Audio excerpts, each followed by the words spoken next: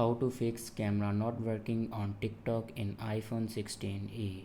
So let's start the video. First of all, if you want to fix this problem, then firstly check your camera works properly or not. After checking your camera, then go back to your home screen and open TikTok. Now find TikTok. Now search here TikTok. Now open your TikTok, and then here you can see the plus icon. Now click on this plus icon and allow TikTok to access your camera and microphone. Now click on open settings. Now here you can give access to your camera. Now if you turn off this camera button, then turn it on. After turning this button on, it will give us the access of your camera. I hope this video is helpful for you. Thanks for watching.